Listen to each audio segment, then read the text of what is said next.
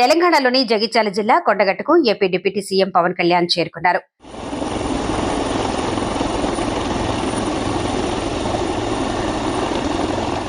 రాష్ట్ర మంత్రి అడ్లూరి లక్ష్మణ్ కుమార్, స్థానిక MLA Medipalli Satyam deputy CM Pawan Kalyan కు ఘన స్వాగతం పలికారు.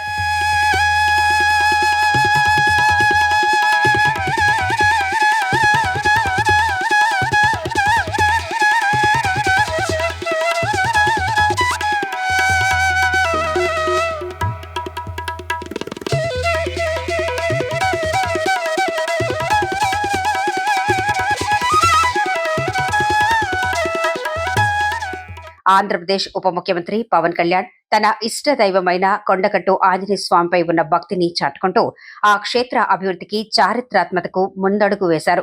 సుదూర ప్రాంతాల నుండి వచ్చే భక్తుల ఇబ్బందులను గుర్తించిన ఆయన తిరుమల తిరుపతి దేవస్థానం నిధులతో మౌలిక వసతుల కల్పనకు ప్రతిపాదించారు. ముఖ్యమంత్రి చంద్రబాబు నాయుడు సానుకూలతతో టీటీడీ బోర్డు మంజూరు చేసిన 35,19,00,000తో నేడు శంకుస్థాపన చేయనున్నారు. ఒకేసారి 2,000 మంది దీక్షా విరమణ చేసే మండపం, 96 గదుల భారీ సత్రం నిర్మాణంతో కొండగట్టు రూపురేఖలు మారనున్నాయి.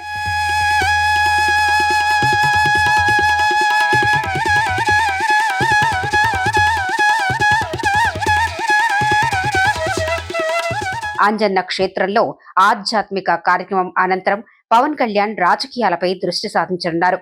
తెలంగాణ పంచాయతీ ఎన్నికల్లో జనసేన మద్దతుతో గెలిచిన సర్పంచ్లు, వార్డు సభ్యులతో ఆయన ప్రత్యేకంగా భేటీ అయ్యారు. కొడిమియాల సమీపంలోని రిసార్ట్లో జరిగే ఈ సమావేశం తెలంగాణలో జనసేన పార్టీ భవిష్యత్తు కార్యాచరణకు దిశానిర్దేశం చేశారు.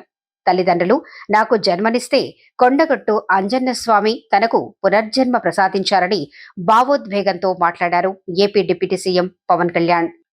కానీ ఎప్పుడు కూడా తెలంగాణ ప్రజల పట్ల, సమాజం పట్ల బాధ్యత ఉన్న వ్యక్తి. అలాంటి వ్యక్తి ఈ రోజున మనకి చొప్పదండి నియోజకవర్గం నుంచి ఎమ్మెల్యేగా ఉన్నందుకు మనస్ఫూర్తిగా ఈ కొండగట్టు వారి నియోజకవర్గంలో ఉన్నందుకు నాకు మరింత ఆనందంగా ఉంది. చాలాసార్లు నాకు కొండగట్టు పునర్జన్మనిచ్చిందంటే దానికి ప్రత్యక్ష సాక్షి మన సత్యం గారు.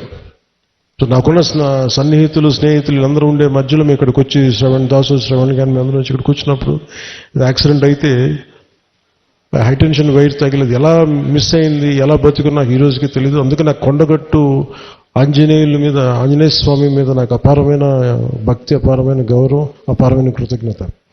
ఈరోజు అర్చక ప్రముఖులు కోరుకున్నారు, మాకు ఇక్కడ ఒక దీక్షా విరమణకి శాస్త్రం మనకి ఏదైనా చౌల్ట్రీ ఏదైనా కావాలి, దీనికి ఏదైనా చేయమంటే నేను ఆ రోజు విన్నాను. కానీ అదృష్టవశాత్తు స్వామివారి కటాక్షం, ఆశీస్సులు, అక్కడ కూటమి ప్రభుత్వం రావటం, నారా చంద్రబాబు నాయుడు గారి నాయకత్వంలో మేమందరం కలిసి పనిచేయటం, గౌరవ ప్రధానమంత్రి మోదీ గారి సహకారం, మేమందరం కలిసి పనిచేయటం, అంటే ఇంతమంది కలిసి నా ఆశీస్సులు మేము ఏ విధంగా రుణం తీర్చుకోవాలని అనడానికి ఈ రోజున మనం ఈ కార్యక్రమాన్ని మనం చూస్తా ఉన్నాం.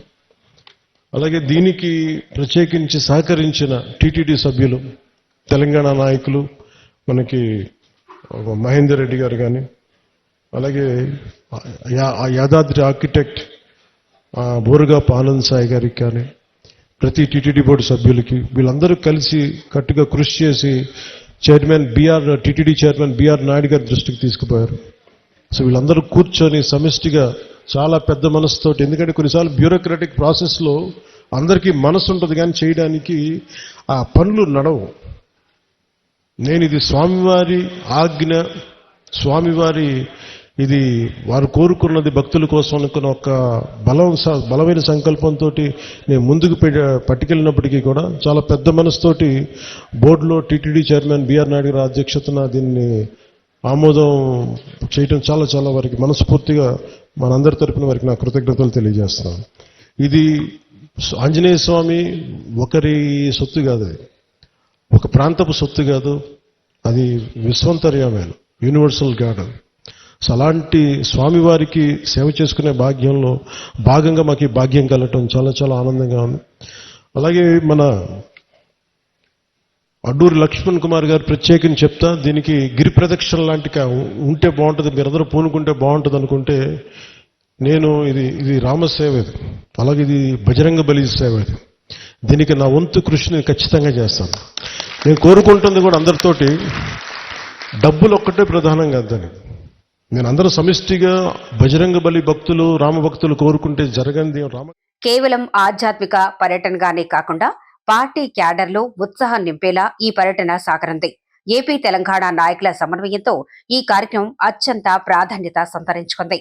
AP deputy CM Pawan Kalyan Kondagattu tour విజయవంతం కావడంతో రెండు రాష్ట్రాల్లో ప్రాధాన్యత సంతరించుకోవడంతో పాటు జనసేన పార్టీ నాయకులు కార్యకర్తలు కొత్త ఉత్సాహాన్ని నింపారు. త్వరలో తెలంగాణ రాష్ట్రంలో జరగబోయే మున్సిపల్ స్థానిక సంస్థల ఎన్నికల్లో జనసేన పార్టీ పోటీలో ఉంటుందని పార్టీ అధినేత పవన్ కళ్యాణ్ సంకేతాన్ని ఇవ్వడంతో రాష్ట్ర రాజకీయాల్లో హాట్ టాపిక్ గా మారింది.